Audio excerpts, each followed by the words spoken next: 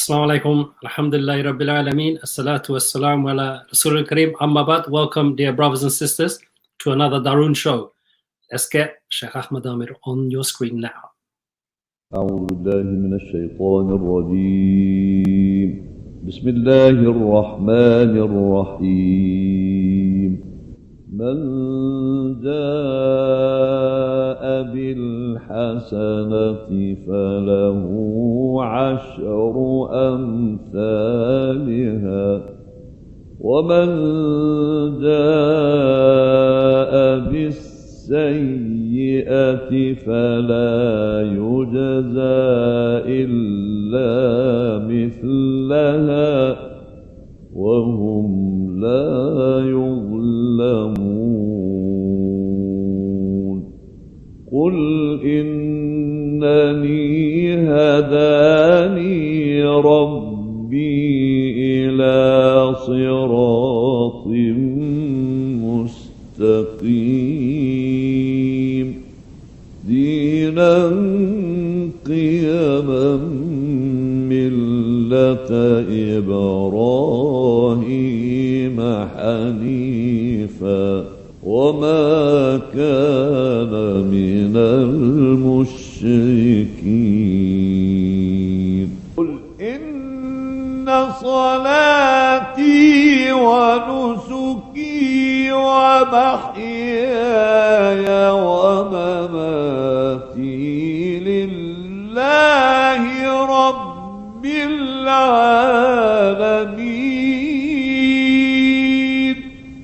لا شريك له وبذلك أمرت وأنا أول المسلمين. قل إن صلاتي ونسكي ومحياي ومماتي لله رب العالمين لا شريك له وبذلك أمرت وأنا أول المسلمين. قل أغير الله أبغي ربا وهو رب كل شيء ولا تكسب كل نفس إلا عليها ولا تزر وازرة وزر أخرى ثم إلى ربكم مرجعكم فينبئكم بما كنتم فيه تختلفون. وهو الذي جعلكم خلائف الأرض ورفع بعضكم فوق بعض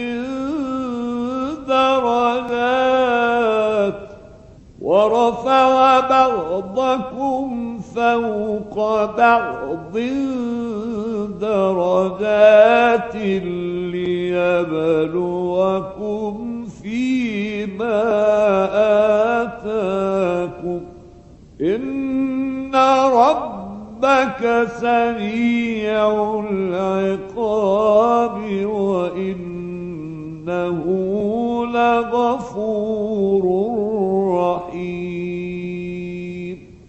صدق الله العظيم.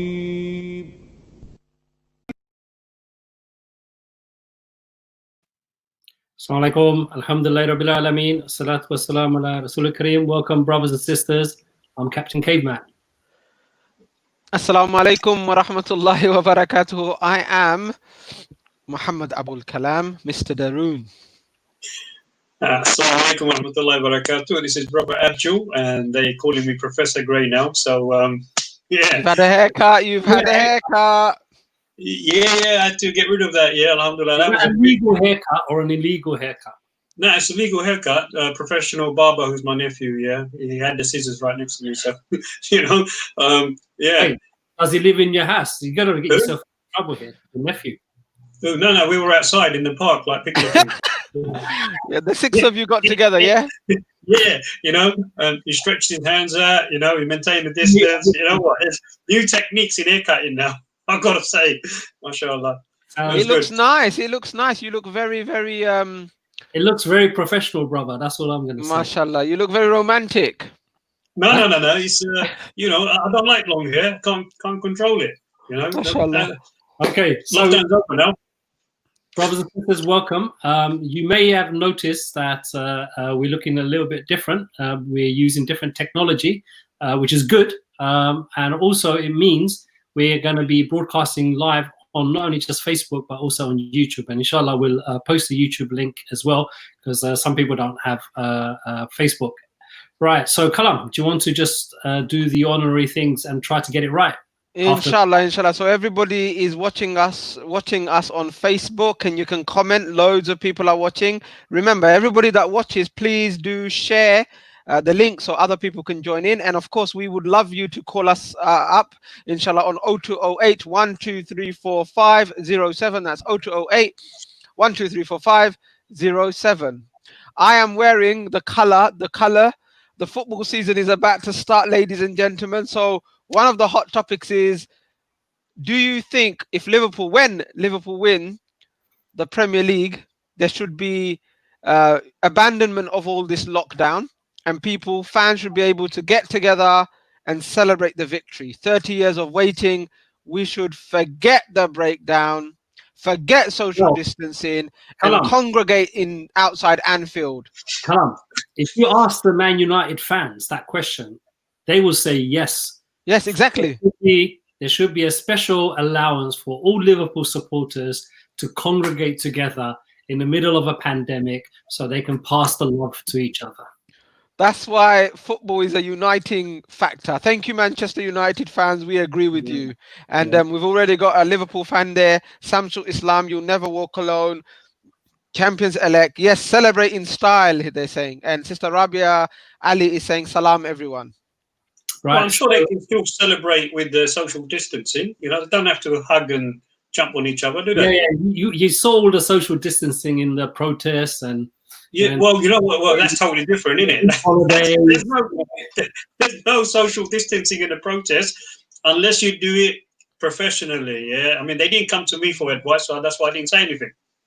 Okay, listen, brothers and sisters, do suggest topics that we should discuss. This is a no holds bar show, so whatever topic you want us to discuss, we will discuss it. You may not like what we say, but we will definitely discuss it. Just before we move off the football, so the football season is starting. Are they going to allow crowds, or is it just televised? It's basically empty stadia. No fans allowed, just the referee, the officiating body.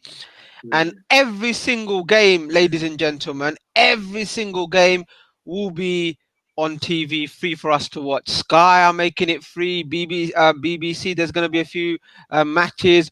BT Sports making it free. So those of us that have missed football with a passion, that have been counting down the days, praying to Allah subhanahu wa ta'ala for us to get the games back, our du'as have been answered, mashallah, tabarakallah. Wow, you've been praying hard, Kalam. I've been praying. Can you see the mark? Yeah, that mark's affected your eyebrow as well, Yeah. Right, well, that's right. People pray for different things, and you prayed for football. That's okay. And I wish you amongst other things. I wish you well. And let's just hope no footballers die from coronavirus. Can you imagine that? But hey, there's a chart that's going around. I wish I had it. I haven't got it somewhere. We'll see if we can get it posted. But one of the charts shows that at the beginning of this pandemic, the fear of the pandemic was this high, right? Death was like low. Now the fear of the pandemic is this much, and the deaths are that high. Do you know who we blame for the fear diminishing? Yeah, Let's blame Boris.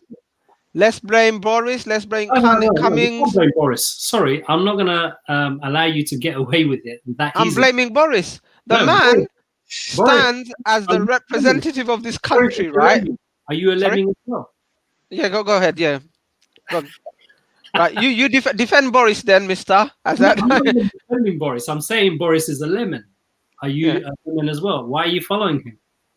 No, I'm not following him. I ain't left my house yet, mate. I called my barber in and paid him the Uber price to get my hair cut. Yeah, I didn't go out to the park. But what I'm saying is the reason why the general public don't, the reason why the general public don't really care about the social distancing and the lockdown is because the political leaders, the people who are leading our country, they have flouted it, they have cheated, they have broken the rules, and people are saying, so what? If they're doing it, why shouldn't we?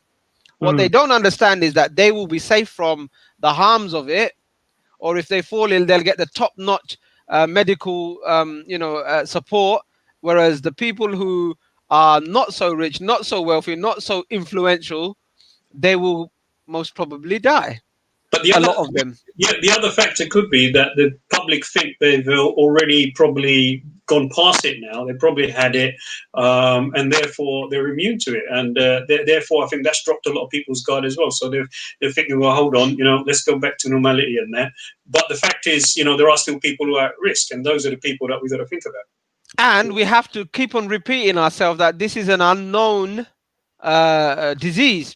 Don't do a Donald Rumsfeld. This is an unknown. Yeah, no. I'm just saying, like the disease, coronavirus. We ain't tackled it. We don't know how it will behave. Right. We don't know how it will respond. We've not got a vaccine or a cure. So to be this confident and to flout the rules, I think it's quite irresponsible. Yeah, but these are the unknowns here, right? The knowns that we have, we know it affects in proportionately the BME community, and more recently, you'll probably be aware the Bangladeshi community has been highlighted being at the most risk as well. And to kind of give examples, I saw some Facebook clips today of an auntie going into a Bengali grocery shop and having a go at the shop owner for not maintaining social distancing within the Bengali grocery stores and that. Yeah. Now I don't know any grocery stores, Bengali grocery stores that are maintaining social distancing. So I don't know how the auntie felt that she was right. But then she did say that she was ill as well, and the counter the owner said, well, you shouldn't be coming if you're not well. You shouldn't be coming and shopping. But she said it was my necessity. Yeah. So we are at high risk. Well, definitely. I think, look, we had, I think, around 357 deaths today, about 300 and something yesterday, 300 and something the day before. The number of deaths is not going down. No, it's not going down. Hospital admission, it's gone down a little bit. It's gone down a little bit. No, yeah, it's not going down enough to make it go down. Wait, Abdul. It's gone back up again. Wait. But the worst thing is, the way they work out how infection rates, what the infection rate is. The infection rate in most parts of the country, in the Northwest, is definitely over 1. Anything over 1 is actually really bad. Okay, so it's supposed to be under 1, like 0 point something. So the infection rate is going up. And this is like the result of the VE Day stuff and everything else. Then you've got all the beach holiday stuff that's to come, yeah? And then you're going to have, all of the, look, the nonsensical kind of advice. The government, and this is what, why you can never defend this government, they allowed everyone to start going back to work and everything else, not last week, the week before that. And do you remember on the first day, the tubes were all packed and everything? Yes. Yeah. And they didn't say anything about face masks or anything else. 15 days later, 2 weeks later, they're saying from the 15th, everyone needs to wear a face mask. Yeah. Let me just add to that. Wait. Before you go there, the point I'm trying to make is, in this month, what the hell has changed? And why are you making it on the 15th? If face mask is important, why isn't it important today? Do you see? They're deliberately, and this is what you got to understand, it is a deliberate act. They are deliberately allowing people to go and infect. No, so the thing about the face mask is there's been like Sorry, there's not been face masks, no, Kalam, not face covering. niqab. The thing about the niqab is, yeah, Get it right. It's not the face thing mask, face covering. the thing about the British niqab is the following. Initially, oh, we got a caller. Yeah, We you have got a caller. Assalamu alaikum. Wa alaikum assalam, Abdul Bhai. Assalamu alaikum, Dr. Azishan. How are you, brother? Alhamdulillah, I was missing you, Abdul Bhai, particularly, so I thought let me watch your The Room show. And No, you're most welcome. You guys are talking about that I'm very interested in football as well as COVID-19. So, No, definitely. mashallah, everyone's giving their opinion. So, Dr. Azishan, tell us your take on the COVID-19 now. Yeah, what do you think? Do you think it's increasing? Is it problematic? What's your GP expertise on this? I think it's concerning times because we're releasing the lockdown. The government are saying around 15th of June we're going to end up wearing face masks, where most of Europe are wearing face masks as of now. That's quite concerning. As the brother was saying earlier on, that parts of northwest of England, the R number is greater than 1, which is the number where diseases with the infection spreads further. So that's a concern as well. Also, with regard to the beaches being open, there's not much social distancing. I live in South London. I'm seeing my local parks. I live in Tooting, so Tooting Beck Common. People are out in numbers. Clapham Common. So all the parks just full of people out and about. So there's not much social distancing going on. And also from what I've been told in Tower Hamlets, I can see there's not much social distancing. I know people going in and out of each other's houses. People are seeing their mums. People are seeing their siblings. This is what I've noticed. So it's concerning times. I think there may be a second wave, and that may deny Liverpool their long-awaited 30-year waiting for a title. Nothing will deny the inevitable. Last question, Dr. Jistan. Obviously the second wave, they're saying that the second wave might be more serious. Do they mean the second wave is going to be more serious? It's going to have an impact. Why do you think that the BME community are at high risk? Which community? Let's say the ethnic minority communities. And they specifically been mentioning the Bangladeshi community. I mean, we don't know the reason why, but there are suggestions that, for example, with even extended houses, extended families, we're in cramped conditions, we're more sociable, so we like to shake hands and hug. It's not just the Bangladeshi community, it's just the ethnic minorities as well. So, that's possibly why, we're more prone to it. We know that Royal London has one of the highest, I think the death rates or highest cases of COVID-19. So it's concerning times, no doubt. Concerning times. I mean, there needs to be more research on the reasons why, but these are some of the factors that they have mentioned that could be, contributing to a higher death rate and higher, infection rates amongst our communities. May Allah make it easy for everybody, inshallah. It's a tough time, and we're not. I think the government initially said we are going to be dictated and by science. The science will dictate or inform our decisions. But it seems now, after the Cummings fiasco, there seems to be a little bit of a backtracking from the science, because initially the face covering was scientifically not proven, despite the fact that most of the world was utilizing that as a kind of a measure.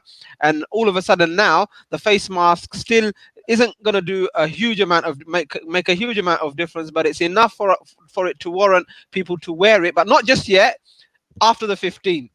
So there's a lot of and the government are just getting away with it because the way that they've positioned themselves is this is a national emergency and into a global emergency where we're at war, and therefore any debate or questioning of the government policy is almost like treason. So they're getting away with it because of that, and people, because look, people are herds. You know, we do what our leaders tell us. Most people are uncritical. They believe what they see and what they hear from people in power and authority. And if that's what the people are saying, if that's what the leaders are saying and the influencers, movers and shakers are saying, then we have to respect it. But now it's come to a time where they're saying, you know what, these guys are hypocrites. They say one thing, but they do another. They say stay at home, but then they make a 500-mile journey and they do, you know, break the law and flout it. So why shouldn't we?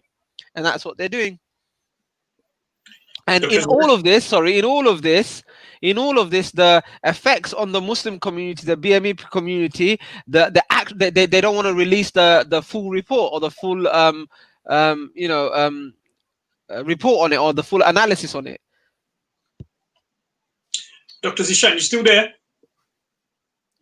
Okay, he's probably going to. I'm listening. No, mashallah. Well, Jazakallah for calling, Dr. Zishan. And you were a Liverpool supporter as well? No. I support two football teams. I support Man United as well as Crystal Palace, which is my local team. Yeah, I think you should just stick to Crystal Palace, brother.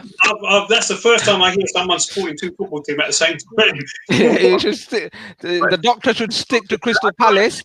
You're allowed to have more than one wife, are you not? Are you? And you're allowed to have more than one child, are you not? Yeah, of course. Nice one. Well done, Zishan. You definitely can, come onto the show next time.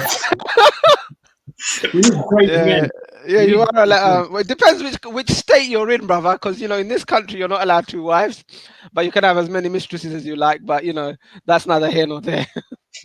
Okay, Jazakallah khair for your call. I think there were some messages. Kalam, do you want to, Yeah, there's a few messages, not many to be honest. Timothy saying today is Yomul Naqsa Day. Free the Palestinians from the oppressors and give them victory, inshallah. Ameen. Amen.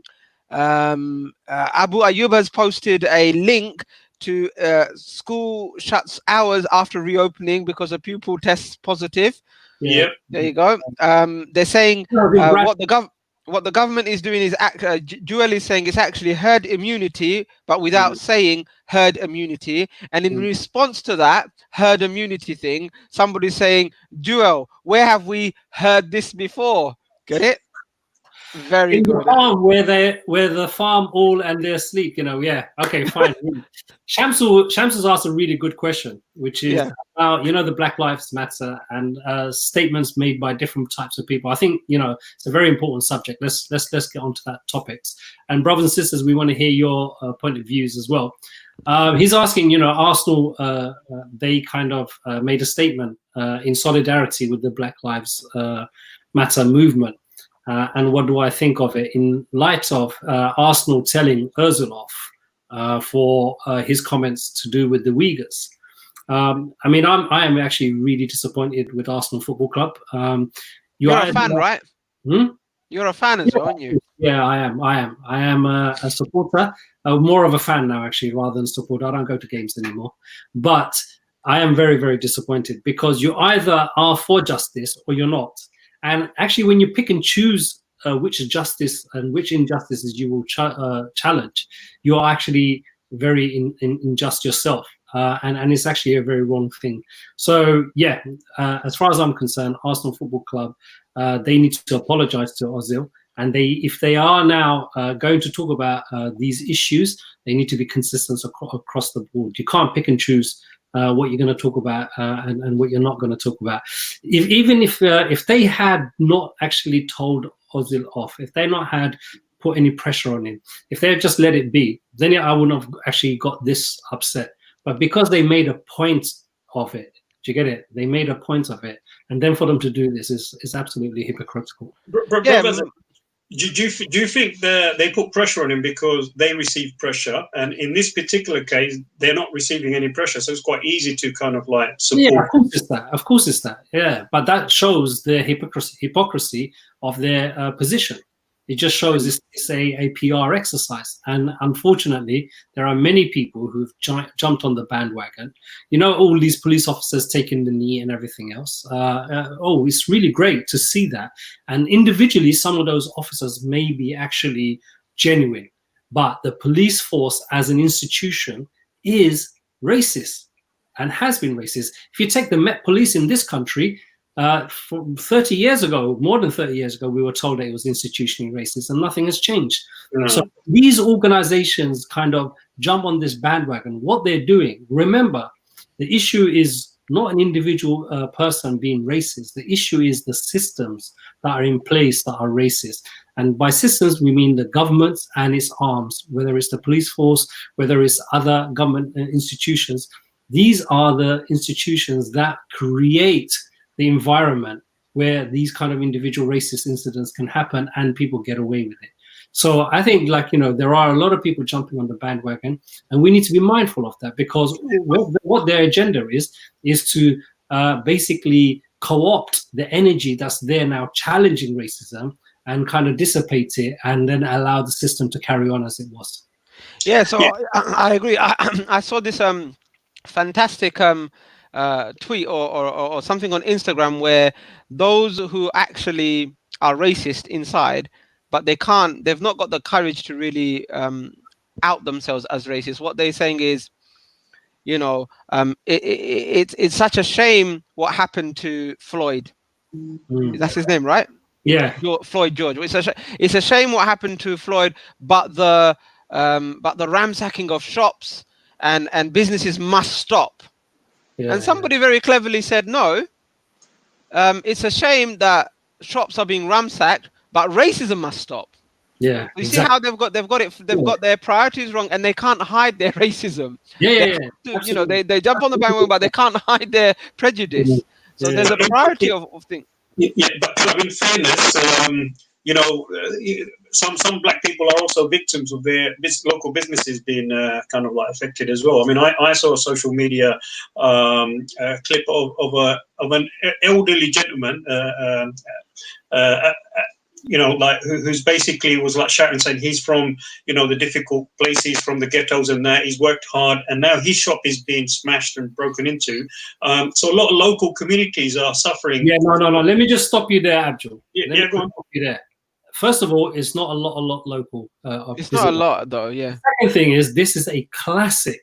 This is a classic, tried and tested way that the system defends itself. What it does, diversionary tactic as well, isn't it? It finds these things, and it kind of causes the people that are energized against the system to start looking at each other. Oh, Abdul, I know the government is bad and everything else, but you didn't have to do it like that. Why'd you have to smash my car? Then before you know it, me and you are having a row. Okay, me and you are falling out, and our unity is crumbling. Anyone, there is a hierarchy of issues here. Anyone who talks about looting, anyone who talks about individual issues, are the people who are working for the system, whether they know it or they don't know it. It could be inadvertent, right? Yeah, it could. Most of them. Or could it be genuine, but the media is picking that up? No, but the media is part of the system. Okay, let's make it very clear. What we forget is a lot of these breaking of windows. Quite a few people have been caught. White people in black uniform, balaclava, breaking the windows and then sneaking away. They've been caught. Furthermore, in this country, when the guy started the little bit of a boisterous demonstration, most of the demonstrators were booing and telling them to stop. So I think people are making a mountain out of a molehill. Yeah, it's sad, and yes, it shouldn't happen, and it's wrong. But let's stick to the agenda. Let's stick to the point. Which is that the system has two strong arms, Abdul, and this is really important for all our listeners and viewers to understand. The first arm is its enforcing arm, and the second arm is its messaging and communication arm. Okay, and that's how the system kind of ensures it wins all the time. The enforcing arms are your police forces, your army, your other institutions, and everything else. And the communications arm, the biggest part of it, is what? Is your media, is your mainstream media. There is no such thing. There is no No, Dubai, you do disagree. No, I don't disagree. But the media people, look, the media people got beaten up as well. The police have been shooting paintball shots at them. No. The police have been having, they have. But that's an individual journalist. But, like, for example, the CNN reporter that got arrested. A CNN report, yeah. Yeah, right. Now, has CNN now all of a sudden now become an independent away from the system? And it is actually, remember, media is supposed to scrutinize power. Yeah, but media always scrutinizes who? The little people. All the stories that you read in the paper, even yesterday or today, the Times attacked again another human rights organization, right? The Charity Commission, for example, is attacking mosques and Muslims and human rights organization. Why? The Charity Commission is there to make sure that charities that are running have good governance and things like that and facilitate their work, not interfere with it and not tell them what they can and can't do. Why is that? That's the enforcing happening. Do you see? So you got to understand, whenever you're challenging any forms of oppression that is systemic, whether it's Islamophobia, whether it's racism, okay, whether it's privilege or classism, okay, the system itself is designed in a way to protect itself. Anyone who thinks, I can just go into the system, be part of it, and I can change it, is being deluded. Yes, I'm not saying you don't work with it in the sense that you don't challenge it and you don't say this is wrong, this is what needs to happen, that's the change and all that. I'm not saying that. You definitely need to do that. But what I'm saying is, don't get fooled by the co-option that takes place in many instances. Right. Jewel is saying, regarding Arsenal, money talks here. China is a big market for football fans. America isn't as big. They calculated the risk and felt that there was no harm in doing this. And it also shows solidarity, whereas the Uyghur issues would have denied them their finances, but it's nevertheless shambolic. I think, look, on this issue of Black Lives Matter, there's been a lot of like Muslims, like especially the Islamically minded ones, like, what about Palestinian lives? What about Syrian lives and all of this? Why Black Lives? And so they've decided not to use Black Lives Matter. What they've used is all lives matter. So what's your take on this? I mean, I don't mean any disrespect to anyone who's done that, but you're stupid. Okay? Why am I saying that? Because when someone says Black Lives Matter, they're not cancelling out any other issue. They're saying at the moment, no one cares about Black lives. Okay, what they're saying at the moment, Black people are being killed. What they're saying at the moment, the police is killing without any, with impunity, is killing Black people. So that doesn't mean they're negating what's happening in Palestine or Kashmir or what's happening in other parts of the world. No, and they're not saying white lives don't matter. They're not saying Asian lives don't matter. They're not saying Muslim lives don't matter.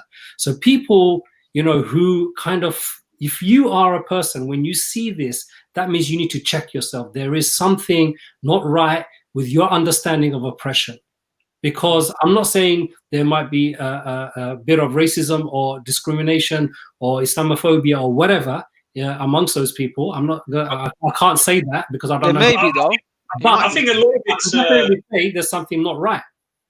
I think a lot of it is probably ignorance, and a lot of people don't know what Black Lives Matter, the political context of that as well. So that's why they. No, I don't think it's ignorance. It's not. It is. It is. They just feel straight away that, oh, why are you focusing on just this issue? Why are you not doing that? When we do a hashtag free Palestine, they don't understand it. No, they do understand it. No, the right wing in America, the right wing, they understand it. They're the first people to actually say all lives matter because they wanted to bring it into. No. They want to dilute. That's a dilution. They want to dilute the matter.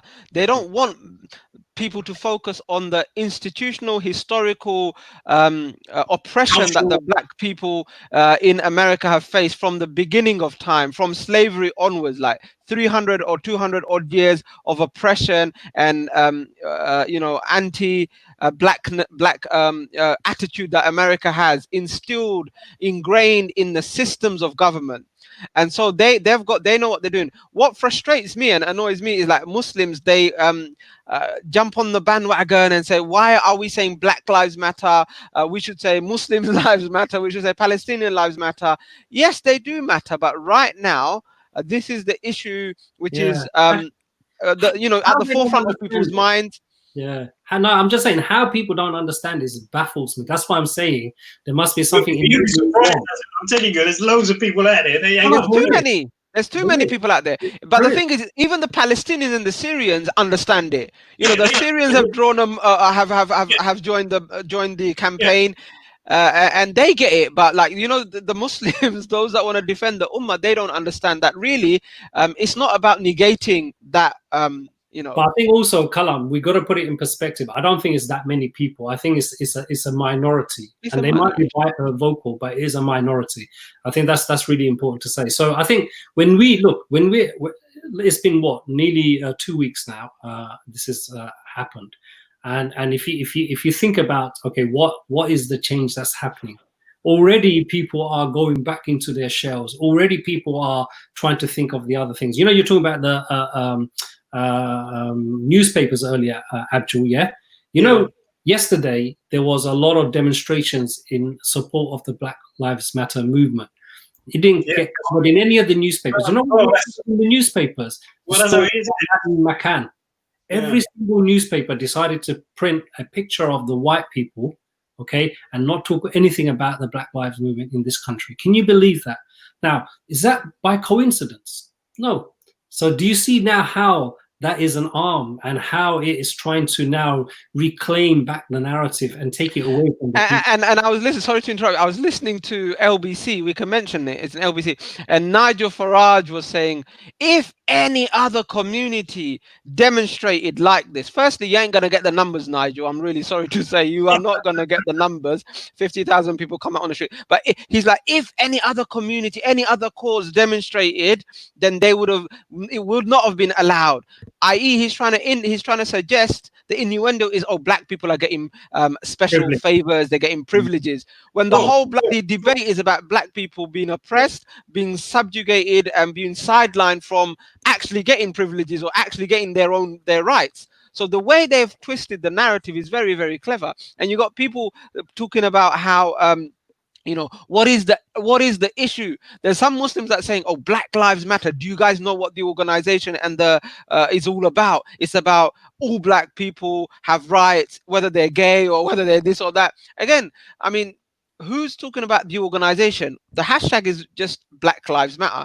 It's nothing to do with the institution or the organization or anything like that. I think some of those people, there's a genuine concern, because which I appreciate, because look, for us as Muslims, okay, in any given situation, we have to refer back to the Quran and Sunnah, okay? So we have to see how is it from an Islamic point of view do we deal with this particular issue? So I understand where some of these people are coming from, but I think it's really important how you message and when you message. There's a right time for some messages and there's a wrong time for some messages. Right at the beginning now, like for example, if a newspaper attacked me, which is, I know, normal, guys, right? A newspaper attacked me, right? What is the first thing you do to me? You show your solidarity, you show your support, your sympathy, and you say, bro, we're with you, you know, inshallah, let us know what we can do.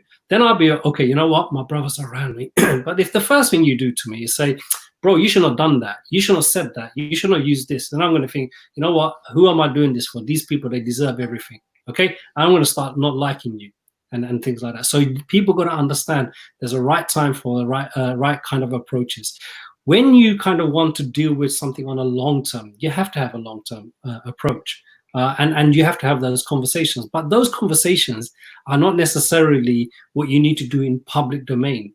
If you're part of an organization, if you're part of a campaign, you need to strategize amongst yourselves and then bring the wider community into it. What happens is, unfortunately, people start just talking about things outside, and it's, before you know it, there's a kind of division that's already been caused. And I can see the division already. There's some people, when the Black Lives Matter thing happened, when George Floyd was killed, instantaneously they moved their attention away from the police and the white privilege and the system to, oh, South Asians are the problems, Arabs are the problems. We need to deal with our internal issues straight away.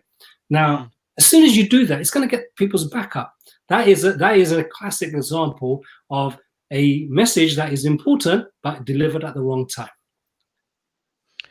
Good. I think we need a nasheed, but let me just read a couple of sorry, I'm not trying to produce the show either. But, just in case, innit, somebody is wondering it. Joel is saying great point about BLM and its importance. I think it's more about education, and so that Muslims understand that we should stand up against all kinds of injustice. And on the same issue, Zubaydah is saying Muslims shouldn't have a problem with the message of Black Lives Matter. If they do, they need to take a long, hard look at themselves. If they have an issue with the organization, sure, there are a few things that are problematic and not really in line with our beliefs, but that's not important right now. And I think that's the point Azadbai was making. Somsul is saying the 2 meter social distancing rule in Bengali shops. Are they 2 meters or 2 yards? Bro, they're 2 centimeters. Yeah, but they're not even 2 yards. Look, I heard. Look.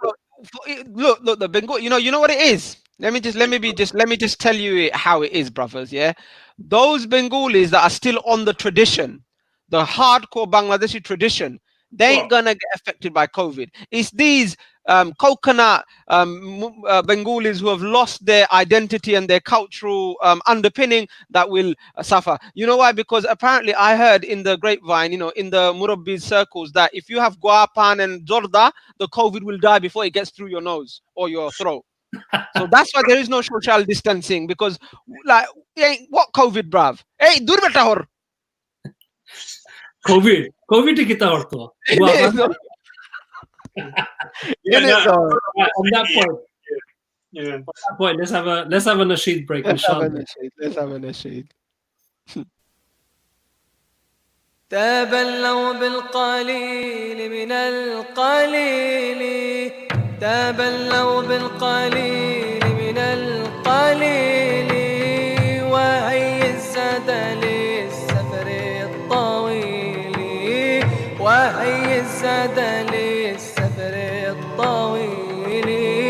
تبلوا بالقليل من القليل، تبلوا بالقليل من القليل، وهي الزاد للسفر الطويل، وهي الزاد للسفر الطويل.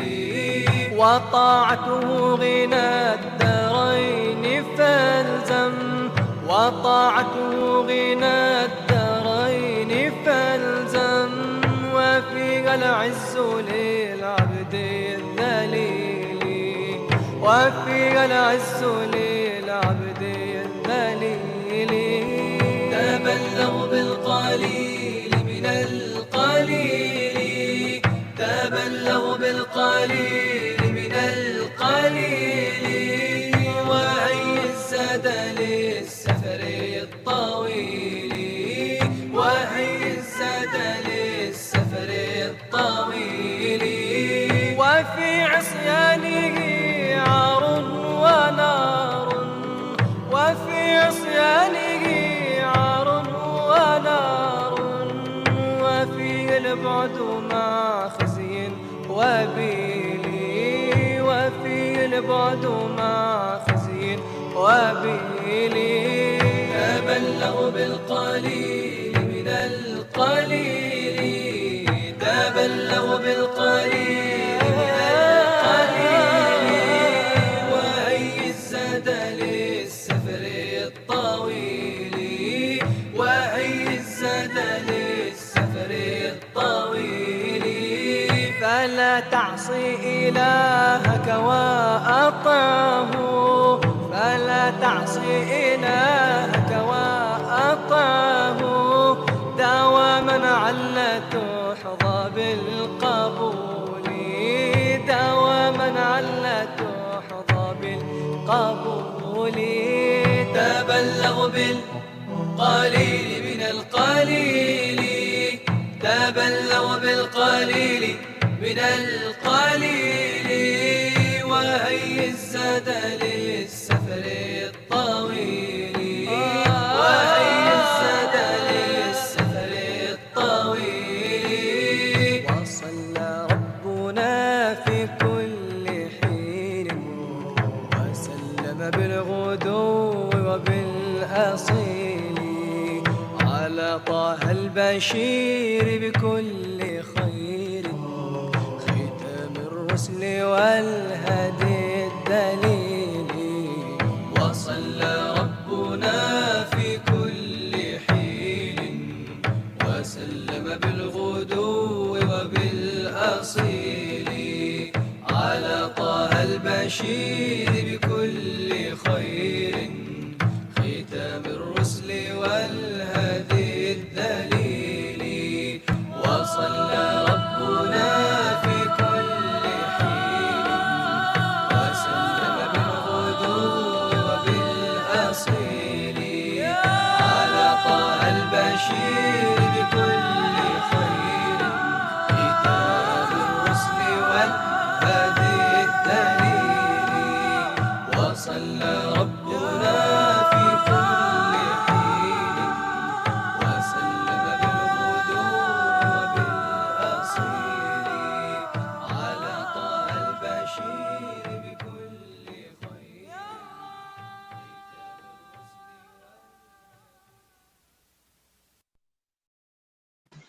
Assalamu alaikum wa rahmatullahi wa barakatuh. Jazakallah to all the brothers and sisters. It's a very, very important topic. Totally agree.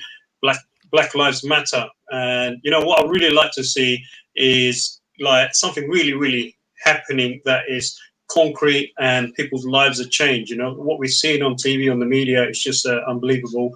And a lot of the baggages are coming out now as well. So I think, you know, please continue messaging us. You know, if you can call us, that'd be really, really good as well to see what your take is on this.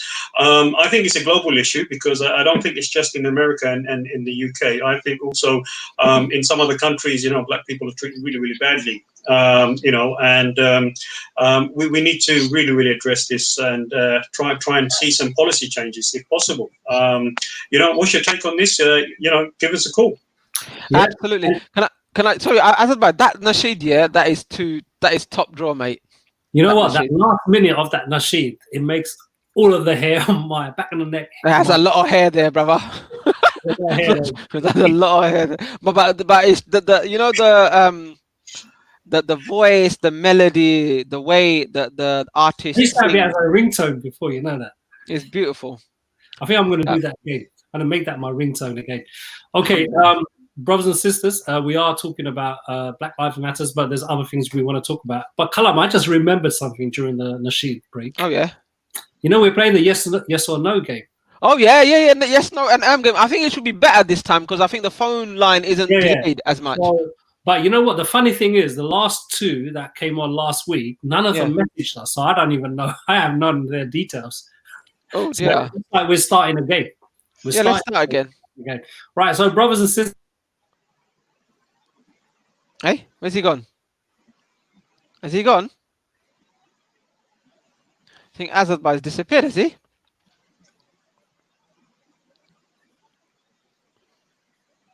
Sorry, I don't know. Where do you go? Yeah, you know what? You disappeared. I've got to stop this computer for some reason.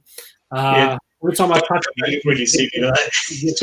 okay, I will stop touching it. But brothers and sisters, we are playing the yes or no game. So call us if you think you can challenge us. It's yes, no, or and no repeating the same words, obviously. It's a 1 minute challenge. The price is a restaurant of your choice, a halal restaurant, with the three of us and two of you and a person of your choice. Okay, so the five of us, as it were. So you know the number? The number should be on the bottom of the screen at some point. It's 0208 1234507. Azadbai, don't you know the number, bruv? Come on, man. Yeah, it's not my job, is it, Kala? Telephone numbers matter, bruv. Come on, telephone numbers matter. What about this telephone number? Don't you really value this telephone number over any other telephone numbers? Telephone numbers matters, bruv. Yeah. Okay, just because you memorized it now, finally. Oh, look, Khalid Rahman is saying, I messaged my details. I played the yes-no game last Friday, and he won, actually. Where? Quite well. Where did you message the details, Khalid? You need to DM us or something. Okay, you know what? I'm going to actually look on the page right now and see if you messaged it. All right, and also we got Shahjahan Talha appreciated the fact that we played that nasheed right to the end. So did I. I think that's amazing. Mohammed Shahid Ali says to Abdubai, that's quite that's quite a useful program. After a long time, we get to see our brother and ex-councillor Abdul Mia. This is Mohammed Shahid Ali, also an ex-councillor from Tower Hamlets. So all the exes, this seems to be a nice meeting point for all ex people.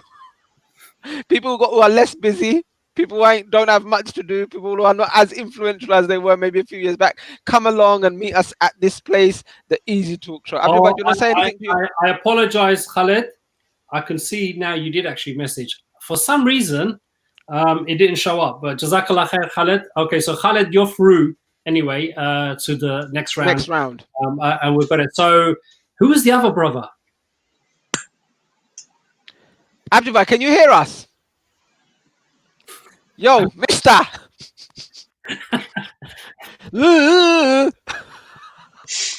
Tala, I could see your message. Right? Abdul, I'm never next there. I'm still running the show. Abdul's mic is working. Abdul, what's 1 + 1? Carl, you should know that, ex-councillor. What's 1 + 1? Say something, I dare you. Right, okay.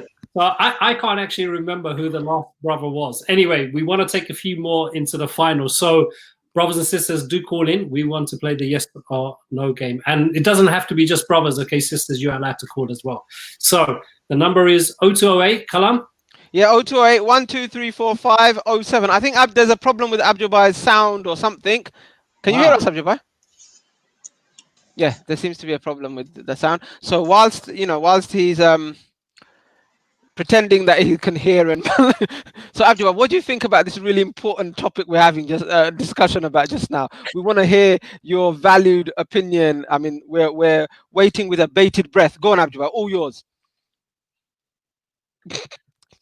Okay, Abdul's going to try to fix this problem. He's going to come back, sign out, come back in, and try. So let's carry on with the conversation about the Black Lives Matter. I think the other thing is I've noticed. So remember, brothers and sisters, try to keep things in a order. Yeah. So at the beginning, where it's intense and everything else, you need to stay single focused. Okay. You need to stay focused on the issue. Don't start going and looking sideways and everything else, distracting, because what happens is then your energy at the most important time is dissipated in all over the place. Second thing is, don't co-opt into your fight for justice the arms of the enforcer and the communications kind of arms of the system itself. So things like the police and institutions and everything else, just because they have made their screens go black or they took a knee and everything else means nothing, because we're not talking about the individual police officers. We're talking about policing as an institution and the problems that's with that, okay? And again, some newspapers might be running good stories, some journalists might be doing positive stuff, they might be getting arrested, that's all kind of good, and we should have solidarity, but don't let the newspapers and the TV channels off the hook, okay? The next thing is, okay, how would you deal with something like this? And everyone's going to have different things, right? So Muslims will look from an Islamic point of view, secularists will look from a secular point of view, and so on and so forth, okay? Now, this issue of racism, the answer, whether you're looking at it from an Islamic point of view or whether you're looking at it from a secular point of view, is going to be pretty much similar, okay? There's not going to be huge differences. And what needs to happen is people need to come together and find that common ground and keep that focus, okay? If we do not do that in the initial stages of a fight back against injustice, then we're going to get ourselves into a bigger issue than we are already. And I think, look, one of the things I've seen is people getting starting to have a go at influencers and people like that. Okay, I mean, this new term influencers it seems to have currency nowadays. Okay, I've never given any respect in that sense to people who galvanize capitalism and followers with, like, makeup and whatever. Okay, and these are not the people that are going to deal with things to do with justice and oppression and politics. Okay, these are people who are into their social kind of life and capital life and making money and everything else. If you are a person who follows these people, if you are a person who takes news and takes comfort from these people, and then these people don't talk about something that bothers you, then it's not those people that are at fault, it's you who's at fault, because you're getting your comfort, your news from the wrong place. So you need to fix yourself. All you have to do is unlike, unfollow, whatever it is you do on whatever platform, and forget about them and move on. Now, if you make the whole discussion about this individual, that individual, you're going to get yourself into fitna. If you're a Muslim, you're going to definitely start backbiting, and you're going to start calling people things that maybe you shouldn't call. So you're going to get yourself into more trouble. So my sincere advice to you about these kind of things is, look, just if you are following these kind of people, right, there must be a reason. If that reason is that you like, this person's jewelry, or you like this person because they're a comedian, I don't know, whatever it is, right? Then remember, you should only go to them for jewelry and comedy. You shouldn't go to them to understand about justice or anything else. And if you expect those people to fight injustice and everything else, that's a bigger mistake on your part. And your argument about, they've got 1 million followers, they can have an influence, that's absolutely rubbish. Okay, that is absolutely rubbish. People who believe that you can change the world on social media are, I don't know. You need to have a reality check. What social media can do is amplify a message, help organize and galvanize a strategy and a narrative. That's all it can do. It can't really bring about the change. The change what needs to happen on the ground in reality. Okay, no new policies are going to be discussed on Twitter or Instagram. Okay, the president of the United States of America does a lot of stuff. No, he's trolling the world, and the world is stupid enough to follow him and accept all that. Right, so let's just catch up on some of these text messages here. Sabs is saying, "Salam, brothers. I missed the beginning. The topic of Black Lives Matter is interesting and very important." Shah Jahan Talha is saying the police in the UK are all white, and he's giving a little wink there. Rubel is saying, "Can Brother Kalam accept my Instagram request?" That depends, mate. I don't, I'm a bit of an influencer right now. I'm not taking too many followers because I'm reaching the limit almost, you see. Sabs is saying everyone looks very groomed, mashallah. Of course we do, alhamdulillah, as always, brother. Shahjahan Talha is saying Azad Bhai was an ex-mayor at some point. Never an ex-mayor, bro. Still the mayor. Still the mayor. Khalid Rahman is saying the BLM needs to be channeled into a professional organization. There is an organization already. So that's that. What was the name of the last nasheed? It has so much heart and emotion in it. Absolutely. And some Bengali people have a big issue about girls marrying black men. Some Bengali people have a big issue about girls marrying black men. Thoughts on how to combat that stereotype? Again, like we're kind of doing this. Okay, so if someone has an issue with their daughter marrying a black person, they'll probably have an issue with their daughter marrying a white person. Or they'll probably have an issue with their daughter marrying a non-Sileti. Or they'll probably they'll probably have an issue with this daughter marrying someone from Bagigat or Bianibaza. Right? I think that's universal, innit? Bagigat Bianibaza is universal, innit? That's like... So the point is, that's the 11th commandment. The argument is you're asking for divisions, nothing more. And then you have women who say, why wouldn't you? It's like almost like they actually want to marry a black person, and someone's stopping them. Right? Who's stopping you? No one is stopping you. If you want to marry someone, marry someone. If you don't want to marry someone, don't marry someone. But if you're going to use marriage as a criteria to understand if someone's racist or not, then you're actually getting into a quagmire. No, it's true, but I think blackness in the Asian community was definitely from in my community, like my murabbis, the elders. There's always been a little bit of an issue with like even our language in it, like black, khala, You know, আমরা দোলা and Shemla. That's a different issue. So Yeah. the issue of, okay, এজন মানুষ, like let's say let me say, এজন মানুষ খালো হইলে মাইশা কথা বলা হয় না। One person is a black. People don't like it. I have to translate for our white for our white people. Yeah. One person is a black. People not liking him very much. Carry on. Next line, bro. আর এজন মানুষ সাদা হইলে মাইশা খুব ভালো পায়। This one person is very white. Is a white and beautiful. People love him so much. Okay, gentlemen, yeah, please, let me say please now, yeah, please, because you tell it to me. She tell it to him, and him tell it to you. No, you're now telling me, yeah, because I am now my sound is the good now, yeah, okay. So you can hear me, okay, you're clear. Okay. I can speak you very nice. Yeah. Good. Now, what is the difference between the prejudice and racism? You have to make the connection. Prejudice is a little dice not having 6 number, is having 5 number. Racism is a very bad things because you are blacks, you are white, you are yellows. Is a problem. You are Chemla. 666. Yeah. Yes.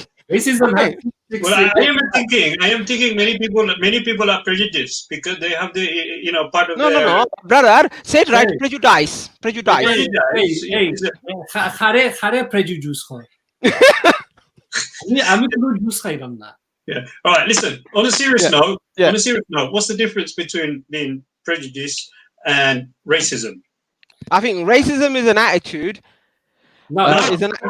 Is an attitude. Is a philosophy. No. Let's hear. Don't give the answer now. I want to know what. Sorry. Okay. Yeah, please. Brothers and sisters, find out. Yeah, I've been battling this for many years. Yeah, right. Okay. When I was an activist, when I was a black activist here, right, fighting for these kind of rights and that. Yeah, I mean, come on. I read what's it called, Orientalism. I read there's no black in the Union Jack on Union Jack. So we do a bit of racism studies. And I got one perspective. What I really want from everyone is, what do people understand by racism politically, economically, culturally? What does it mean? What's the difference between racism and prejudice? Yeah, so please, anyone, throw that in, because we need to understand what we're talking about before we can, put it into good use. Exactly. And who's going to be playing the game, the yes, no, and game with us? Come on, are you chickening it out, guys? We need a player for yes, no game. Yeah, definitely. None of our listeners and viewers are going to answer that question for you. So it's still thinking, because if let them think. To you brothers now, that if I said to you that people of color, of different color, cannot be racist towards each other, you're going to say, no, everyone can be racist, yeah? But politically, there is an opinion that says they can't. It's political power, structure, all those things, and it's a colonial history that connects racism together. Yeah, there is a distinction, and I think at the moment everyone uses racism as a blanket. Everyone can be racist to each other. I want people to think about this, because they will find their own conclusion. All right, look, somebody's answering something about Biani Bazaar, so I'm going to read this because I'm not racist or prejudiced. Racism is a system which is based on prejudice plus power. You need to have both. Yes. And prejudice is saying all Biani Bazari people are Thai. No, that's the truth, Zubaydah. Well, why are you picking on the Biani Bazari for you, right? They are my neighbors. I'm from Gulafganj. I've got my alliance with Biani Bazar. I'm going to stick up for the Biani Bazaris, yeah? You go for it. You have to, because you're Bagirgati. Well, I'm from Gulafganj, and they're from the next door neighbor. I have a responsibility to my neighbor. Are you not Bagirgati? I am Bagirgati. Bagirgati is in Gulafganj. What are you saying, Gulafganj? Yeah, but Bagirgati is the village. I'm from Bangladesh, bruv. Be proud. Well, you got to know your geography of Bangladesh, yeah? Where are you from? We know. Bagirgati Lives Matter. We should start a hashtag. Bagirgati Lives Matter. Listen, Zubaydah has hit the nail on the head, and well done. Okay, look, racism, the key element here is power. Yes. This is really important. And so, but what I'm saying is, when you don't allow your daughter okay, or you don't want your daughter to marry a black person, what power do you have? Are you a system? Am I a system? What power do I have? So how that wouldn't form? That's a prejudice. Maybe, yeah? Based on racism, though. No, but it's still racism, no? The attitude is racist, no? No, it's not. No, it's prejudice. Because there's no power that I have There's no here. power. There's no power here. There's slight power. What's the power? No. Like in your family network, if you prevent somebody. You got to think about the structure. It's racism. It's a Structural racism is different from having racism. That is. Look, structural racism is the most important thing. Of course, yeah. All the other things are very minor, and the problem is we get ourselves stuck on the really minor issues. It's like in Islam, shirk is the biggest issue, not if you do Raf al-Yadayn or not. Do you get it? Right. It's got all silent, so that means everyone's... Kalam is contemplating, yeah, because obviously, you know what, I guarantee you there's a lot of people out there, they don't know the difference. They do not know the difference. And it's not that they deliberately not know it, it's just they don't know. No. I think what we need to be careful is to diminish racism by saying that people without power can't be racist. No, but you have to understand the power. Power is based on the historical context of colonization. Most of the Commonwealth countries have been colonized. That's why why do we use the term like third world, you know, first world, yeah? All these concepts are part of that design of that structure. Yeah. Listen, Kalam, the point you were making about anti-blackness, that's a different point, and that's where I want to take the conversation now. So people have a dislike of anyone, and they treat with discrimination, okay, anyone based on their skin tone. Okay, that's where the problems happen. Now, for me, okay, if I make a choice that, you know, I don't want to marry a black person, that's my own choice. It might be prejudice, okay, but it's a choice. I'm not harming that person by not doing it. Okay, that's just my own choice. But now, if I then don't allow, so I've got a job in my company or something, and a black person who is fit for the job, I don't offer them job because they're black, then I'm being racist. Now that's where I have some power, because the power there is something that affects them directly, which is a livelihood. Yeah. No, I get you. Okay, good. I'm glad you got me, and I'm glad this is done. Right, let's move on. I want to challenge someone on yes, no. All right, JJ is saying prejudice isn't always based on race, skin, color. Faith Doyle is saying lol hashtag Balagonj. Zubaydah is saying thank you Abdubai in capital letters, which is a bit racist. Faith Doyle is saying really good show tonight, alhamdulillah. Shouting, using capital letters is shouting. Why are you shouting? Yeah, there's no need. Let's just keep it mellow tonight, inshallah. Sabhok is saying here, right? It doesn't mean he's that old that you have to shout at him. No, he's uncovered his ears. He should be much more astute at listening right now. Sabs Hock is saying institutional racism is built into the subconscious in every human mind. We all make judgments. It is when we become aware of our prejudice and think about the threat it imposes on us that it is when we can make that change. It is the fear of someone who is different from us that makes people uncomfortable. And Zubaydah is saying sorry now and then saying haha, which kind of negates the sorry. But you know, and we're not picking on anybody today. Look, I wanna move the conversation on. We've talked about racism, you know, and all of that stuff, but I want to talk about this influencer thing. No, but we haven't. We just got one more aspect of racism. Let's open up the door, innit? Let's open up another door. Yeah.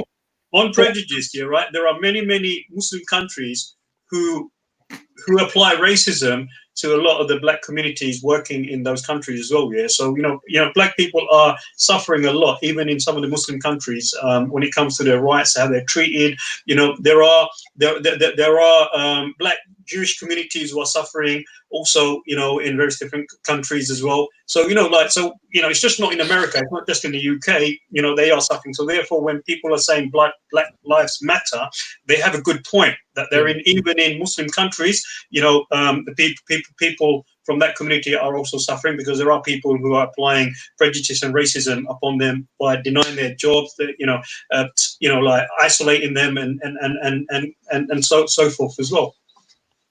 Perfect. Go on.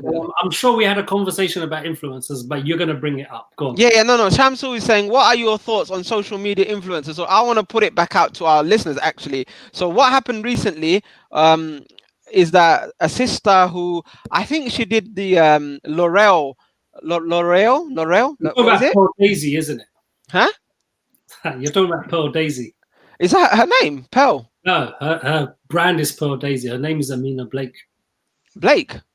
I ain't got a clue what you're talking about. Anyway, there's his sister, right? I know this now. I'm like proper clued up. Come on.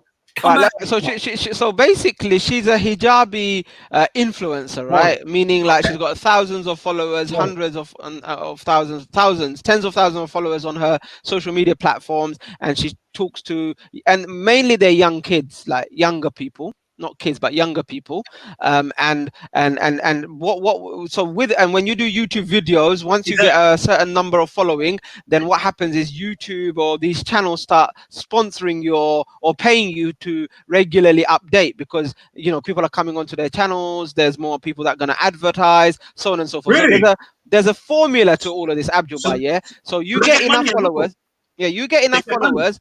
Sorry? So how come no one gives us any money? Because we've only got 20 followers. All right, listen, we've got to do some pay now. Let's pay for a chapati, brother. Yeah, how many people we need? So you need 100, you need thousands. Restaurant, all we can afford is poppadoms, bruv. Poppadoms. And we'll be like, is the salad free, bruv? Yeah, these people got social career. They got social career, isn't it? Yeah, so no, it is a career. So you get a good you get a certain threshold of followers. Yeah. Right, and then what YouTube will pay you to post regularly to create the discussion, because more people will come on, they see the advert. So that's the formula. Now this sister, she's a model, I reckon. She models for L'Oreal or whatever you call it, and Pearl Daisy Amina. She had the hijab on. And now she's had an internal battle about like wearing the hijab only for her videos, but not wearing it off the videos, and it's a bit hypocritical. So she's decided to take the hijab off and to come onto her platform without the hijab. And she spent about 17 minutes or 20 minutes or something like that explaining to her viewers, to her followers, why she's taking it off, and it's a personal choice and all of that stuff. And and people not to have a. And then during her 17-minute message, there's been adverts sponsored by this company and that company that's come on and done all of that. But so this is the context. Now, my question is, why do people out there pay so much attention to these kind of social influencers? What's the benefit, and should it really matter whether she takes off her hijab or not? I think it's a question of those. Yeah, go on. I'm saying all of those people who had an issue with her A, taking her hijab off, and B, doing a video about it and everything else. I want to know, did those people follow her for her Islam? Did they follow her to learn the deen? Or did they follow her because she modeled headscarves or whatever it is she did, makeup or whatever it was?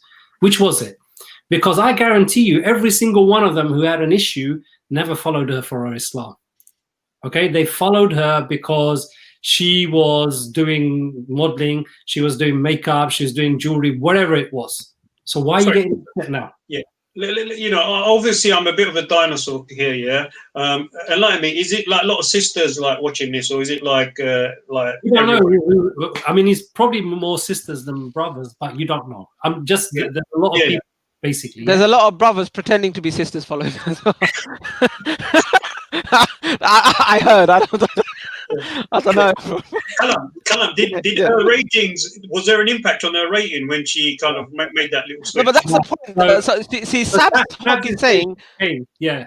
Yeah, sorry. She became famous. This is the point with So I get Azadbai's point. If people are following certain influencers because of Yeah, their but listen, gardening or come on. their But let me take an issue with what Sabs is saying here. Yeah. Because if you think, and this is the thing, sisters, I don't want to get into a sexism kind of argument here, but if you think, okay, you need to watch another woman on a video on how to wear a hijab, okay, then you've got problems with the understanding of the hijab. Because you're not really watching her how to wear the hijab from an Islamic point of view.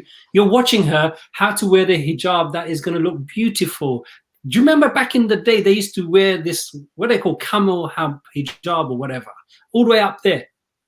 Do you remember they used to Yeah, do? yeah, I remember. It's Yeah, really high up, man. Come on. yeah, No, I no, remember no. that. I remember. They used to Yeah, wear yeah, I do. those hijabs and It's one of the signs of the last day as well, by the way. There's a Yeah, You know hadith what it is? about I the think that's camel. the lady. Well, my I think point that's the is- ladies' department, yeah. And you know, like obviously, if they whatever way they want to wear it, as long as it falls into the Sharia criteria. No, And my no. argument is, Listen, why my are the men watching it for? I mean, No, how no, do they it's get not my access point. to this platform? No. It's not. That's not my point. My point is, you're not. Even if she started her channel with hijab tutorials, it's still not from an Islamic point of view. Yeah, It is from a beauty point of view. The sister and the women, and if there are men that are following her, right? Whoever's following her, they're not following her to understand how to wear the hijab. It's not the deen that they're following her for. They're following her for is how can I look beautiful wearing my hijab?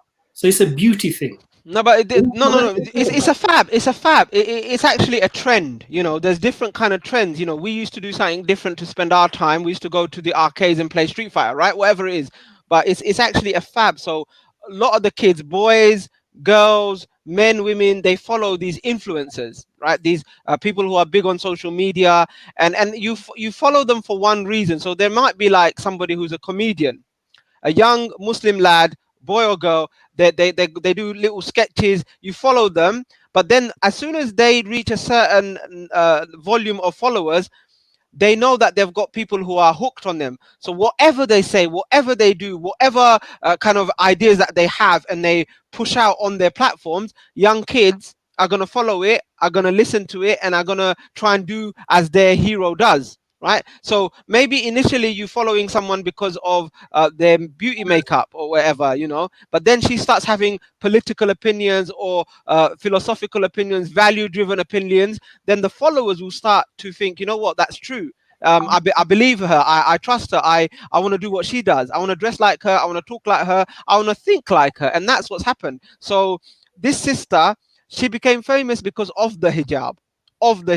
And she used to encourage women to be comfortable in their hijab, to feel proud in their hijab, to feel beautiful in their hijab, all of that stuff, good stuff. Yeah. And now all of a sudden she's feeling a bit upset because people are upset at her for taking off the hijab, right? And her defense is, oh look, it's a Okay, Kalam. Okay, look. What there's two different things. Okay, one is look, she even if she did hijab tutorials and kind of what was it then became did hijab business and everything else, it's still not an Islamic thing. That's my point, right? You can never make it an Islamic thing because no, I think Brother Azad, I think we get that point now. Yeah, I think Sabs, I going to go around now. No, Sabs, I wasn't having a go at you. I know you were just saying that. That's one. Second thing is, it doesn't matter how many people she's influenced or not influenced to wear the hijab, not wear the hijab, and everything else. It's neither here or there, okay? Because if a person is wearing a hijab because they're seeing someone else wearing a hijab, is they really not understand the concept of hijab. That's the thing. no, fair enough, but never. No, but I think the point is a little bit. I get what you're saying, but I think the point is a little bit more. There's a bit more of a layer to the point, which is that there's been a backlash on that sister. Now, firstly, I just want to say that from the understanding of the overwhelming majority of scholars, the hijab is not a personal matter. It's not a personal choice. Now, please don't mistaken me. Any woman who wears the hijab or doesn't wear the hijab deserves the respect of the Muslim community deserves to be treated fairly and well. But wearing the hijab is an obligation. It's a fard on the women. When they reach the age of maturity, they need to wear the hijab to cover their hair and to observe the rules that Allah Azza wa Jal has stipulated in Quran and the Sunnah. Now, just like Salah, a man and a woman has to pray. I'm not going to go on social media and say, you know what, guys, I used to pray, but I don't feel really comfortable and I feel a hypocrite and I'm going to stop praying now. Don't have a go at me. Love me still, like me still. Don't think bad of me. Well, look, firstly, when you stop doing an obligation and then you start publicizing it and promoting it and pushing it out to the wider world, that's wrong. Because when you don't do something that Allah has commanded you to do, you should hide your sins. So not wearing the hijab, and with all due respect to my sisters who don't wear the hijab yet, not wearing the hijab is actually a dereliction of duty to Allah Azza wa Jal, because the wearing of hijab is a obligation, is a fard on our sisters, on the women of this ummah. So not doing it is actually going against the command of Allah. So you don't feel proud about that. You don't publicize that. You actually should be remorseful, and you should be trying your best to actually fulfill that obligation. So that's the first thing. And then everything else is the problem. The problem here is that kids follow these influencers, and the third problem is that there's a backlash from Islamic minded people, the scholars, right? Well, I'm sorry, scholars, you are irrelevant. You didn't join in, you didn't embrace social media, you didn't embrace technology, you know, you didn't make these quirky videos, you became irrelevant, you became distant from the community, and now you're moaning and complaining that, oh, influencers have more respect than scholars. Well, unfortunately, you didn't do much to deserve the respect of the young people. There's been a gap between yourselves and the ummah, the community, and now you have to build trust and confidence and love with the ummah again. That's my take, man. Okay, on your first point, Kalam, I think that's a given, right? And we want to build up to that. Look, if someone started their whole business, okay, and their social media out on hijab and everything else, and now they've stopped wearing hijab, okay, why are these people still following them? Do you get it? And I also understand, okay, people being upset with a Muslim woman taking off the hijab and everything else. It's not good. I also understand the argument people are making, well, it's better than following Kim Kardashian. But my point is it really? It's a degree of the same thing. Okay, one slightly. no. Don't follow Kim, please. No. What I'm she saying, don't need you to follow her. She's got plenty of followers. No, one is at an extreme, and the other one is lower down in that pecking order. But what you have to do, what you have to ask yourself, it is an individual thing. I think, look, the first thing about whether the hijab is obligatory or not, that is a non kind of discussion point. It's beyond established. Is there, and I agree with what Kalam is saying. You know, we all have our weaknesses. We don't go out there and start parading them. The issue here is simple. If we as a community, okay, if we are building role models, these are our role models, okay? It's not just women, it's also men. There are men who do debating, or I don't know, do bodybuilding, or do what's the other one, MMA or whatever. MMA, they start also building social media following and all of that kind of stuff. It's the same thing. So this ain't I'm not just talking about women, I'm talking about anyone who builds. They have a reason for doing that it could be fame. It's money. It's all about money. She's selling hijabs and beauty products and all of that stuff, and she's introducing her husband. And do you want to go? Do you want to talk? See, the thing is, it becomes an ego fest. Look, I don't really like the influencer. No. I get where you're coming from and all of this, and I'm not even disagreeing with anything you're saying, but I don't want to put the blame on the influencer. It's like, it's like me doing something and then blaming Shaitan for it. Is that going to work with God? Is Allah going to accept it as an argument for me? You answer me. Answer him then. Answer him then, bro. Well, I don't know. You know, look, I want to blame the influencer. No. So tell me, if I said to Allah, Ya Allah, I did this, it was shaitan, he whispered to me and I did it, please forgive me. Is that a reasonable argument? It's not with shaitan. Look, not with shaitan, because shaitan can only whisper. But when it's a friend or a human being, then like I'm coming to that. And then now I say, oh Ya Allah, you know, I didn't mean to do this. Anthony, James, whatever his name is, right? Robin, okay, they made me do this. I didn't want to, steal from that shop. They made me do it. They encouraged me to do it, and that's why I did it. Is that argument going to work? No. No, you still get punished, but Robin might get a little bit of extra punishment. No. So you can't ever blame the other person, and this is what I don't like.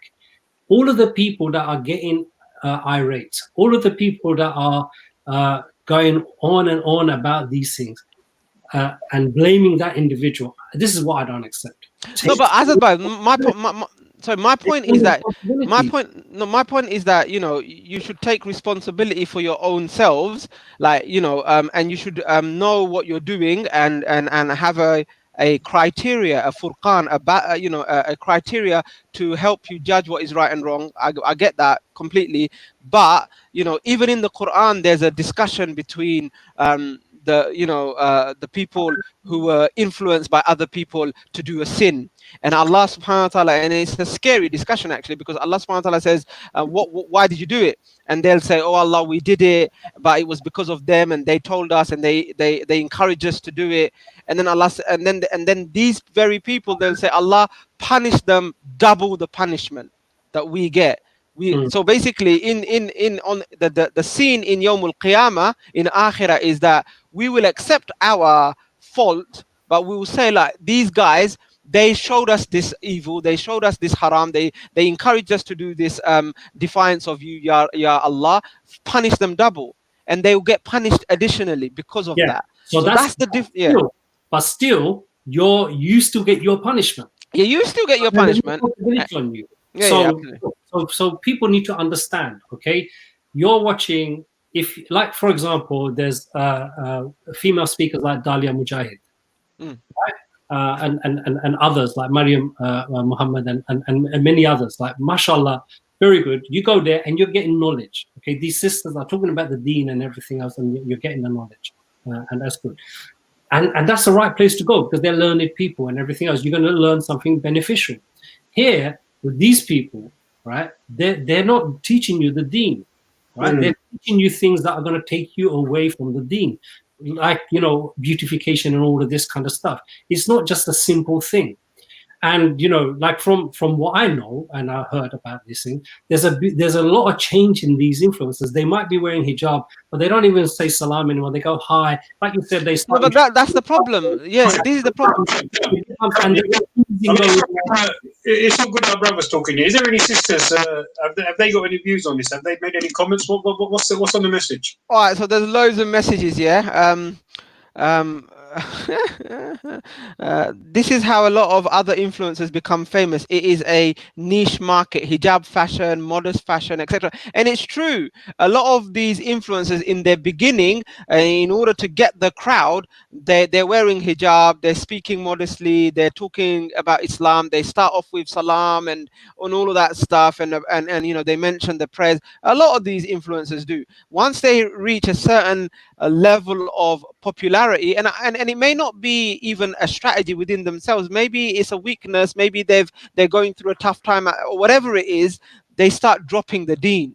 They take off the hijab, they start doing things that's slightly inappropriate, you know, on their platforms, and that's unfortunately how it goes. JJ is saying, I think people are just disappointed in another Muslimah taking her hijab off, especially in the influencer world. There seems to be quite a few sisters that are influencers who end up taking off their hijab.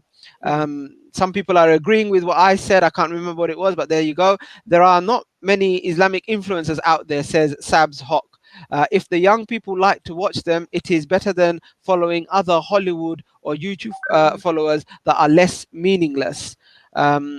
I understand what you're saying, brothers. On a positive light, there has been a lot of modest wear outfits that have become more available in high street shops, etc. I don't know Pearl Daisy or follow her, but I also think that it's her choice, and we shouldn't give it so much attention. Timothy James is saying hijab applies to men as well. Men need to cover as well. Skinny jeans, wearing shorts above the kneecaps, all of those things. I mean, come on, seriously, guys. And there's some when we hear the word hijab, we are quick to jump on the sisters, but seriously, it applies to both men and women. A lot of men look like sisters from the back. All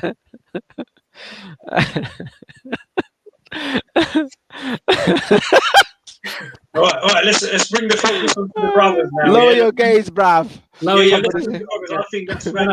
You know, what's all these brothers wearing all these tight? You know, even the stitches are coming off. I mean, that's not bad. we had the low batty problems 10 years ago, and now we seem to have a completely different opposite. I think, look, it applies to both. I think there is, and we said this right at the beginning, it's not a gender-based conversation here at all, or a sex-based, not gender. Don't use the word gender, it's the wrong word to use. It's not a sex-based thing. It's not about men or women. It's about actually how we behave and how we dress and what we do from an Islamic point of view and what will protect our Islam. Look, I understand in this day and age of social media, of the need of 24/7, people always need to hook into something and everything else. You have to, you have to offer people ways to connect. I understand that. But if you start offering ways, if you think the only way I can actually connect to people is by bringing an un-Islamic concept or process into it, then you're always going to get into trouble with this. So I think, look, what an individual person does is a responsibility for that individual, and that applies to both sides of this. Okay, the influencer and the ones that are being influenced. We all need to look out.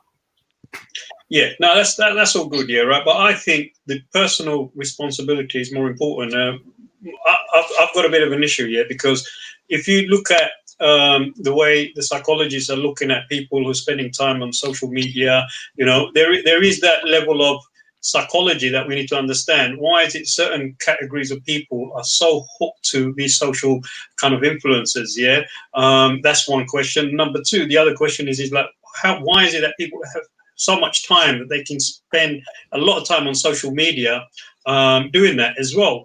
I know a lot of people don't watch TV and nowadays. Their social media, everything on social media is everything. If you ask them, the thing is, sorry to interrupt you, Abdubai. The whole thing has there's been a transgression towards on demand. Nobody watches TV. Anybody? People don't sit down to watch like TV when it's been screened, apart from the football. Apart from the football and maybe like question time or something like that, people are on demand, and this is where the social media people know that they've got it right. The strategy is correct, because they just record a video. Yeah, they make it interesting. You have to make it interesting. It has to be sound by. There has to be elements of controversy. You tick certain boxes, and people will want to hear you. Not only that, they do psychological profiling, of knowing your audience. So even now with a lot of these apps and things, what they're doing, every time you're going into the web pages and that, is picking up your profile, what your taste. If you like football and you always keep on going, you'll get a lot of like sporting things come up to you. Yeah. So when these people get trained, or when they get advice how to kind of attract audiences and that, it's part of that structure. My question is why am I so gullible? Am I in control or am I not in control? Yeah, and that's the problem. I think majority of people are not taking that responsibility on. Okay, yeah, we might have like 20 minutes or 30 minutes, have a look at whatever makeup they're put with. But if it's like hours and hours of makeup, I mean, isn't that a little bit boring? Like, it's just like another TV serial, yeah. Like, you're just continuously watching that, and that is also. We shouldn't really, because the first thing is Ping pong, ping pong. আমি একটি announcement করতে চাই. I shall make one announcement. আপনার WhatsApp notification কে silent করো please ভাইয়া. আপনার WhatsApp notification please silence it right now because we can hear everything is coming through. It is not nice to for the viewers to hearing your WhatsApp noise. Okay. It was our WhatsApp. Yeah. Only yours, mate. Not mine. Not mine. Okay, listen. So what I was gonna say? There you go again, bro. Come on, sort it out, love. Come on. You made me forgot. What was I gonna say, bro? Let me read this out, yeah. I don't know if it's important. It will come to you. Wallahi, it will, inshallah. Zubaydah is saying, yeah, don't know if this was already said, but any woman taking off her hijab, it's between them and their Lord. But is it though? That's my thing. Look, I don't want to disrespect the sister and the sisters, like, but would you say the same thing to somebody who used to pray and doesn't pray, that it's between you and you? No, you'd advise them, right? You tell them however you can that actually this is an obligation. Allah expects you to do this. It's wrong. This is going to affect your iman. You're going to say all of that, right? So is it? I get what you mean. Is between them, meaning we won't ostracize them. We'll still show them our love and welcome them and be nice to them and all of that. But I think to say it's between them and their Lord, it's kind of watering down the magnitude of It's not. the fard. No, it's not. Like, there's a personal thing, okay, and that is between them and their Lord, and then there's things you do in public, okay. Yeah, so like if they take the hijab off in like if they don't wear it, yeah. So Kalam's already explained this. So if I'm not praying, if I'm missing my prayer, that is between me and my Lord. But if now I come on here and say, you know what, guys, I've decided, it's a personal battle, but I've decided I'm not going to pray Fajr, Zuhr, and Isha anymore. I'm just going to do Asr and Maghrib. Okay, if you're going to go mental if you hear me say that.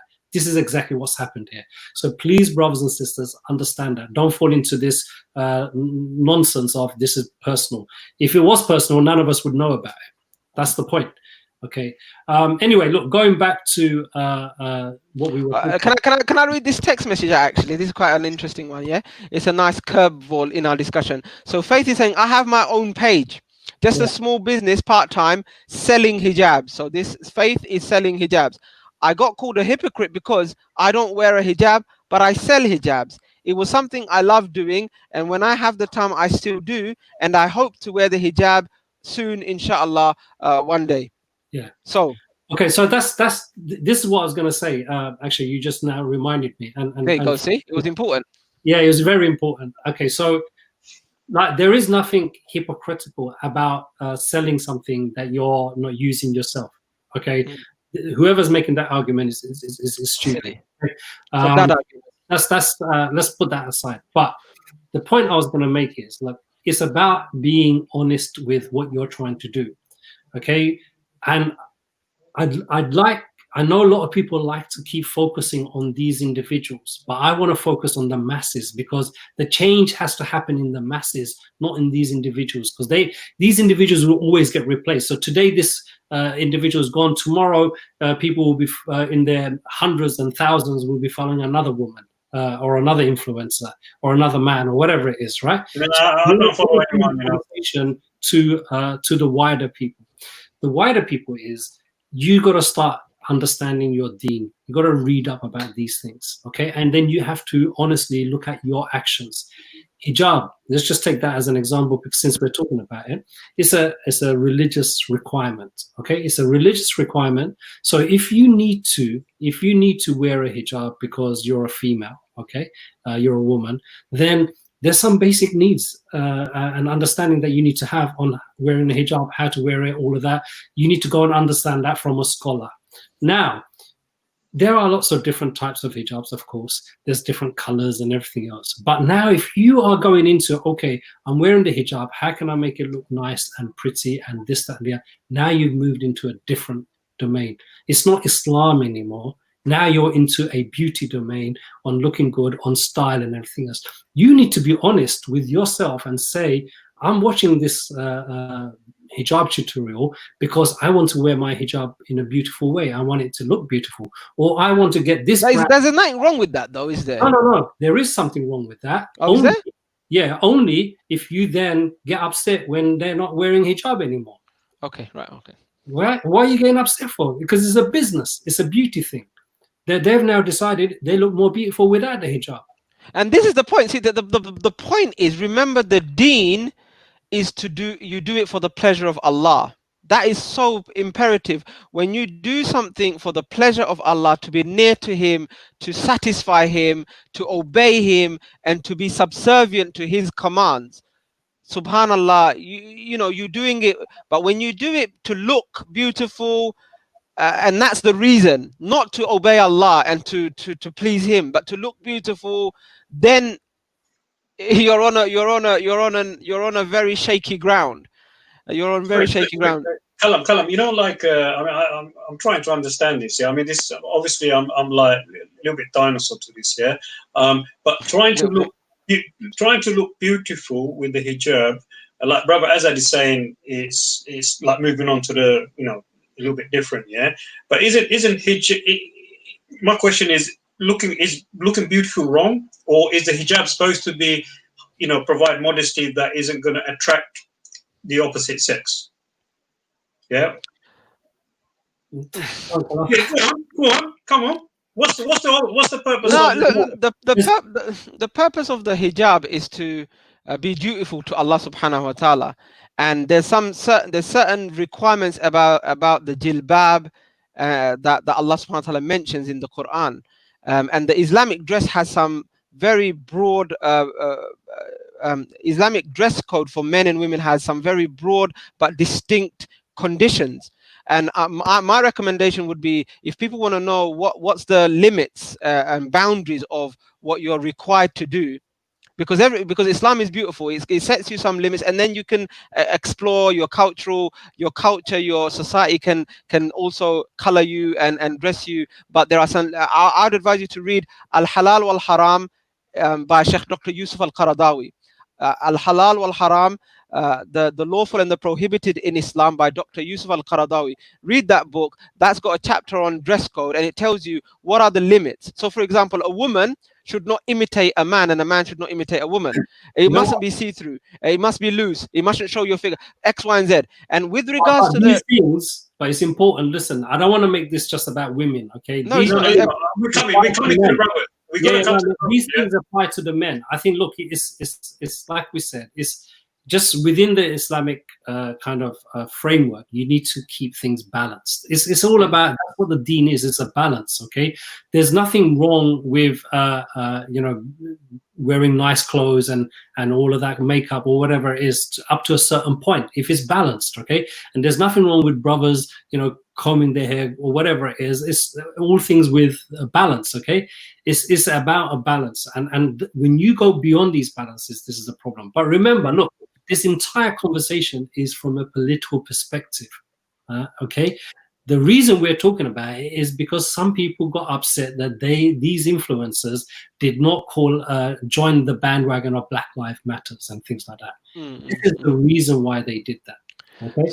But sorry, just to answer you directly, sorry, because I don't want to. I need to answer you directly now.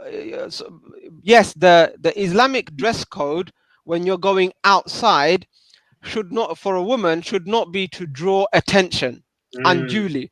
One must not go out wearing, a sister must not go out wearing over perfuming herself, dangling, jingling, bringing people's attention to them. That doesn't mean to say everybody wears black and, because that brings attention anyway. You can wear colors, you can dress beautifully, but don't overdo it to an excess where people, you're drawing attention, and that you know what you're doing. In your own self, you know what you're doing. You're doing it for other than just going out and looking presentable. So okay, yeah. All right, okay. I think we need to move on to the brothers now. So Kalam, so if you like, it's really sunny out there now. It's really sunny out there.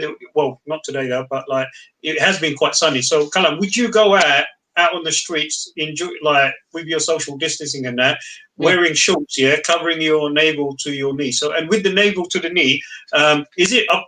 I heard there's like several opinions. Is it below? Can it be in the middle? Can it just be a little bit above the knee? Yeah, it's like the wudu in it. They say up to the elbows. Does it mean including the elbows? Does it mean just on? So some people say it should be below the. You should not uncover your knee. But some of the scholars, the Shafi'is in particular, they say that you can expose your knee. It has to be the top of your knee. So it's a difference of opinion. But that's not the issue. Is like I've seen boys, yeah, Muslim boys, yeah, Azadbai, like wearing no t-shirts or like bare chested. Yeah, I've seen that. Okay, maybe they get away with it because they're covering the navel. But mate, you got armpit hair dangling. No, listen, Azadbai, they got armpit hair dangling from their armpits, and they think that's allowed. Like, listen, it's not just about that. Like I said, it's about balance and decorum. So going naked. And because that is nakedness, just because the navel to the knee is the aura doesn't mean Islam has said you can go out there naked. No, right? And this is where these people are wrong. And then these people will, when they use the religion to justify themselves, then this is even worse, because it means they haven't understood the concept of a hijab and Islamic dress. Because why are you, listen, like if you're in your garden and your aura is covered, but you got your top off because you're sunbathing and everything else. But you got privacy. You got a bit of privacy. Yeah, you're in your own private environment. Now, if you go to the park and you're doing that, what are you doing? Yeah, and showing the muscles. Yeah. Yeah. What are you doing? You are doing something that is going to cause fitna. I just love those influences. Yeah, I just love those influences. And look, guys, it's been quite fun researching for this part of the show. I didn't research, no. But I'm saying I love those influences. Yeah, they got their women like in proper burqa, mashallah, proper like nikah, and then them like they're wearing their kids' t-shirt. Yeah, they've probably done like 20 reps. Yeah, and they're like bulging. What's with that? You know what I mean? There needs to be. I think people just lose it a little bit.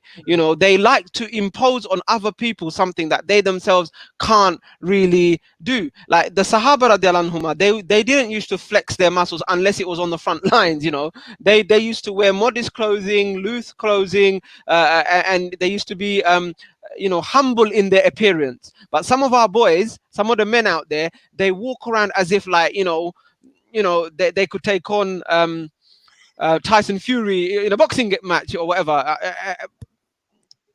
So there needs. I think it's psychosis. Actually, it is. There's issues there where the women have to be dressed and covered and whereas Dr. Daroon. Yeah. Psychosis. Brother Kamal has a nice red jingly jangly top, whilst Abdul Ali claims to be a dinosaur. Look, this is not a jingly jangly top, right? It says Abdul Mia. What's up with you? Abdul Mia. Also, Abdul Mia claims to be a dinosaur. No, this is not the. Can I just say this is not a jingly jangly top, bro? Yeah, or sister. Is Sab's Hawk a brother or a sister? Whoever you are, it doesn't matter. It doesn't matter because you're. Now. Say sorry now. Is it a brother or a sister? It's a sister. Say sorry. I'm so sorry, bro. I've been calling Sister Sabs, mashallah, tabarakallah. Look, sister, yeah? Ain't no jingly jang. This is a top of a champion. Yeah? Warrior, yeah? Get that right. Yeah, but he January doesn't know side it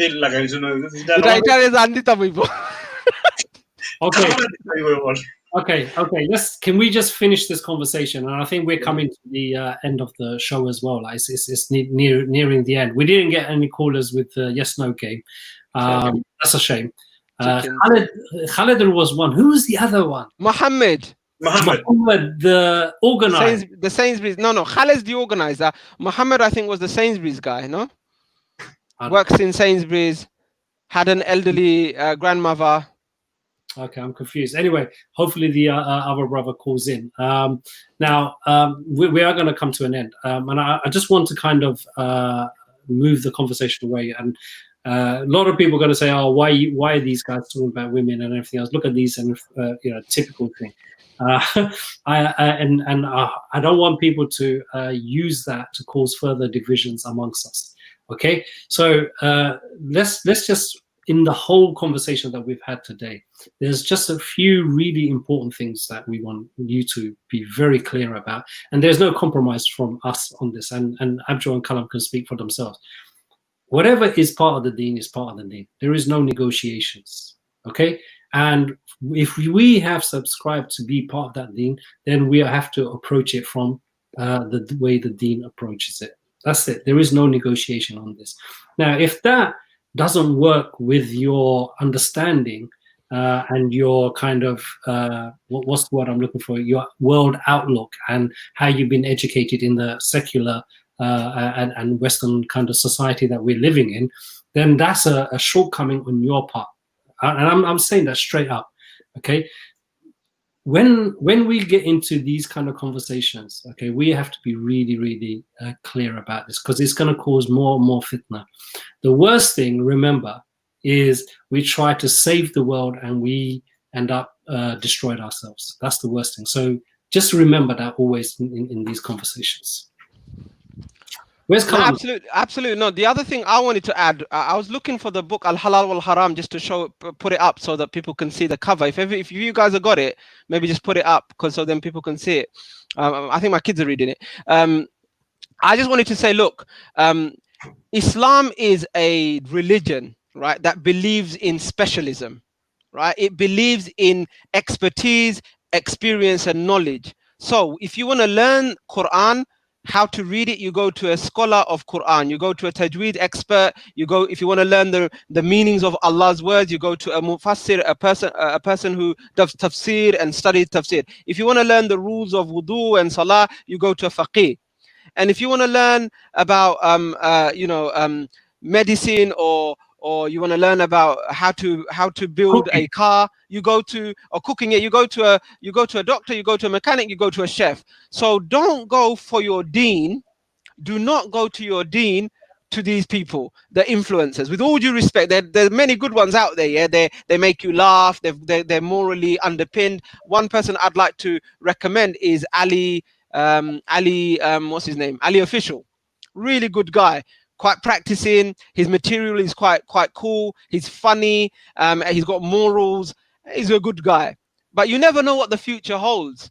Yeah, you never know what the future holds. That's why Sayyidina Abdullah ibn Mas'ud radiallahu anhu, he was a Sahaba, and he said, anybody can be misguided except for the one who's laying there in that grave. And he was pointing to the grave of the Rasul sallallahu alaihi wasallam. Go to your religion, go to the scholars, go to the Quran and the Sunnah for your religion. Don't go to social influencers. Accept that Islam is a religion that appreciates specialism and knowledge, and go to the right people for the right stuff. And that way you will be safe. And unfortunately, it's one of the signs of the last days. One of the signs of the last days is that people will stop going to scholars and they'll go to the fools. The fools. People will go to the fools of their society, the ignorant ones and the foolish ones in society, and will ask them about their religion. We'll ask them, is this permissible? Is that permissible? And they'll give them misguided answers, and they'll be misguided themselves, and they'll misguide others. So be careful in terms of your religion. Treat it as the most important asset in your lives. Your religion, your deen is the most important asset in your life. So treat it with respect, give it the honor, give it the karam, the magnitude that it deserves, and you'll see that Allah subhanahu wa ta'ala will facilitate you in your religion, inshallah. Inshallah. Abdul? Yeah, no, you know what? It's such a dangerous topic, mashallah. I learned a lot today. Kalam, you just put a hammer in there, yeah. Because at the end of the day, it's got to be us holding on to our fundamentals. You know, we're not all perfect. You know, we have different kind of like grades, and sometimes we have moments. But we always got to return back. We just come back. We just finished Ramadan, alhamdulillah, yeah. And we asked Allah to forgive us and kind of help us to kind of grow, spiritually, practically, and so forth. And also in having good understanding. Now, alhamdulillah, I'm sure, mashallah, there are a lot of Islamic female scholars out there So if you need to go and speak to a sister who's got the knowledge, get that knowledge. Same with the brothers as well. I mean, all of us, we need to first of all save ourselves. It's the most important thing. Have the correct understanding. But if we've got weaknesses, we shouldn't advertise that. We shouldn't put that into a public arena. And especially if you're in a position of influence and power, you have to have certain tarbiyah, certain training that's going to help you to understand that level. Because what happens here, when you suddenly realize you got like 10, 20,000 people following you, you do get that little kick in the head, and it can the pressure, the power goes into your head, and then then that can actually destroy you as well. So you're selling something that's totally different, but once you're a social influencer and you're pushing a certain Islamic value, you have some serious responsibility. But more importantly, when I'm following someone else, the question is, why am I following that person? What benefit am I getting? How much time am I spending following that person? Is there another better person that I can follow? You got to make that choice. You got to make that decision yourself here. You can't blame whoever you're following, and you won't be able to blame them afterwards here, right? And I know a lot of people are following people just blindly. There's a raw saying, blind followers, we ain't got nothing else to do but, like we're just watching them doing what they're doing, and not only that, we also make a lot of mistakes. We start sharing things as well, and we indirectly sometimes also committing a lot of sin on social media. Committing sin on social media has become so good now. So you take other people's backbiting and you start sharing it and throwing it to someone else as well. So we've got to be really careful. The social media, the internet is the biggest jungle now out there, and I think we as parents and community, we've got a lot on our plates, and I think there's also a psychological aspect to this. Why are people trapped following these kind of social influences as well? And sometimes we have to hold each other to account. We need to maybe have dialogues with a lot of these social interactors, and maybe they'll see what other people are doing, and you just need to follow good role models as best as you can. I mean, I follow Habib. Okay, so there's thousands of people who probably follow him for his MMA, his wrestling. I don't expect him to be perfect. I don't expect him to give out the best political arguments. So if he's not confining to my political understanding, doesn't mean I just like what he's doing in the MMA. I like the techniques he does. I wish him all the best, and that's it. I'm not going to follow him 24 hours. I'm not going to wait for him 3-4 hours a day. Where he's going, what he's doing. I don't want to glamorize him so much that I've given him so much more important. I'm not picking the book up to learn about Prophet Muhammad sallallahu alaihi wasallam or the companions. I have to be balanced in what I do, and I think stay simple, be balanced, and whatever weaknesses we've got, keep that away. Let Allah, give it to Allah to forgive you for that. Don't challenge it as well. Don't go out there. Sorry, can I just say one more thing? Just sorry about this. I think that's right. Of course you can. What we need to remember is that Rasulullah encouraged us to live a balanced life, and entertainment and amusement is part of it. But what's happening is entertainment and amusement is being the majority of our lives, and ibadah and uprightness and morality is taking a less proportion, and that is not right. This is not the way that Rasulullah prescribed it. He said the exception is to let your hair loose, to have a bit of fun and a laugh, and enjoy yourself, have some entertainment and amusement. That's the exception. That's to just relax your heart a little bit, so that you can come back to worshipping Allah with vigor and with good intention. So the balance should be more upright behavior, good behavior, correct behavior, ibadah, and then some amusement, not haram, I'm saying, not haram, but just lightheartedness, joking, frivolity, play with your kids, have enjoyment with your family, your wives and your husbands. That should be to just give you a break from your ibadah, from your upright Islamic, morally correct character. And that balance is being eroded, and we should be very careful about that. Very careful about that. Yeah, no, definitely. I think we have come to the end. Musa, she couldn't join us. She's saying, her son wasn't well. Hopefully, Allah makes him well again. Inshallah, you should be able to see this on replay, and we will try to load it on our page as well. I think, look, I agree with everything what people have said, and I just want to add one last thing, which is, we have to be careful what we normalize and because through normalization and making things less sensitive, what happens is we don't realize the veracity of the issue anymore. So once we start, I think, I don't know if it was Kalam or Abdul who said it, once we start normalizing doing un-Islamic things and talking about it, and then saying, look, I'm going through a personal journey and everything else, but you're putting it on social media.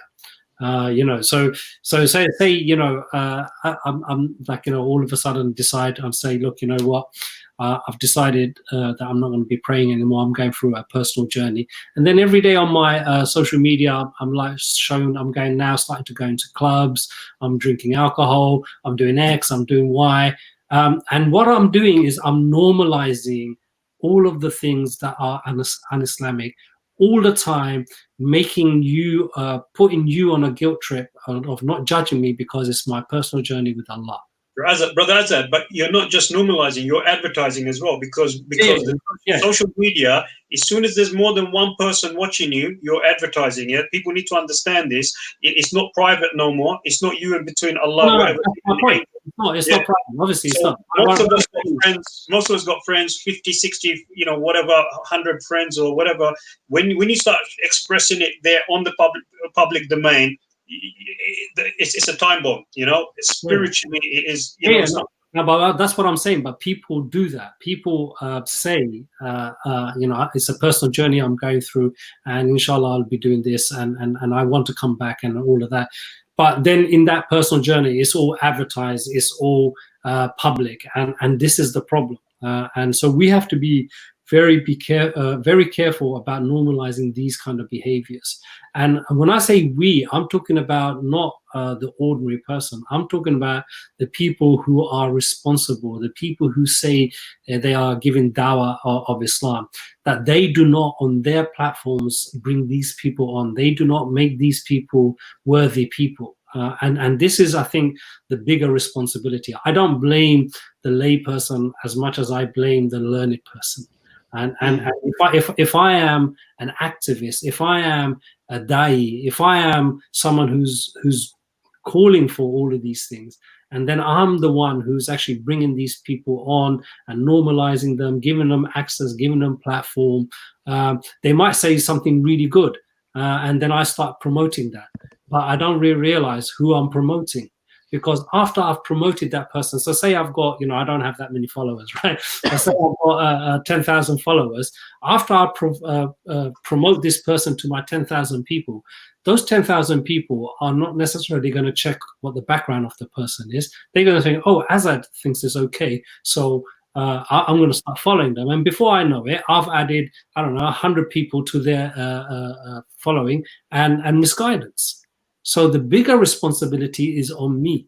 The bigger responsibility is on us who are conscious and consciously doing things. So I think, having said everything, the bigger responsibility always falls on those people who have, and we have to be extra careful that we do not open these doors of fitna to others and who have some trust in us. We have a responsibility.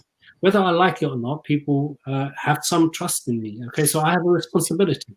So we should try to maintain that, inshallah. Okay, anything else, brothers and sisters?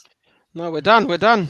Yeah. Before you do, and before you're done, I just got like a couple of seconds. First of all, I just want to kind of ask everyone. Look, the government's told us now. Right? They said it categorically. Right? Listen, go to work on a bike.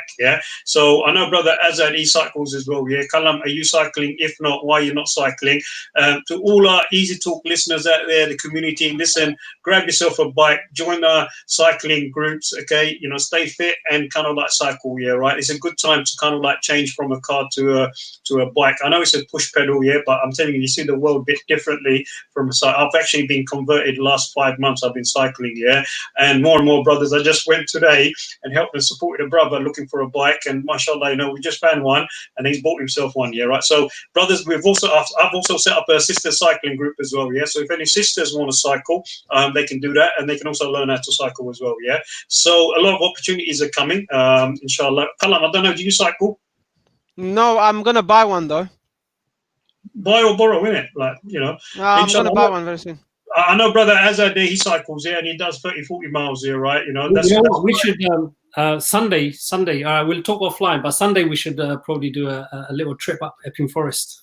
Well, let's do it. If you're up for it, what's the weather like? Listen, if you're doing something on Sunday, I'll borrow my brother's bike. Borrow your brother's bike and we go on Sunday. Yeah, let's do it. Yeah.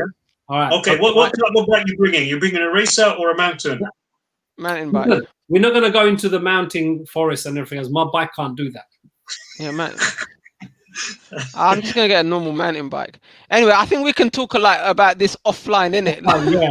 You know, we're still on doing the show. Okay. Look, Musa sent a big thing there about how you know, when they started off the platform, they didn't intend to take their hijab off. Now that they're gonna take it off, should they just abandon their platform? How they're gonna build up that thing again? We're not gonna. I think it's a bit late to talk about that. Allah tests you when you have lots of money and fame, and this is probably a test from Allah. Sabs is saying, and Fatima to Zahra is saying, details on women's cycling group, please, because she wants to join. And Sabs is saying, great, looking forward to the sister cycling. I think they call it Cycling Sisters or something. It's oh my God, I can't remember. We've actually set one up in Tower Hamlets, inshallah. Yeah. So what we're going to do, sisters who can't cycle, there's going to be a sister who's going to help you to, you know, get level 1. If you don't have bikes, they're also going to provide that. There are a lot of the sisters that cannot cycle. The sister will help you with the stabilizers for the first. No, that will teach. We'll give them, you know, like, you know. Believe me, it's not hard at all. I know sisters find it they're shy to cycle, yeah. But I think outside Tower Hamlet, a lot of sisters are cycling now. There's, you know what, the Olympic Park, unbelievable. It's the best place for cycling. Yeah, it's a cycle haven over there. Yeah, right on our doorstep in you know, in Tower Hamlet. So, but yeah, there's a lot of opportunities out there. Just message and I'll put the links up, inshallah. Inshallah. Okay, Jazakumullah khair, everyone. Jazakumullah khair, brothers and sisters, for watching and staying with us till this hour. And inshallah, if anything wrong and or incorrect or mistakes has happened, it's just from us. If any good has happened, it's only from Allah subhanahu wa ta'ala. Okay, take care. Subhanaka Allahumma bihamdika ashhadu an la ilaha illa anta astaghfiruka wa atubu ilayk. Assalamu alaikum. Assalamu alaikum. Assalamu alaikum.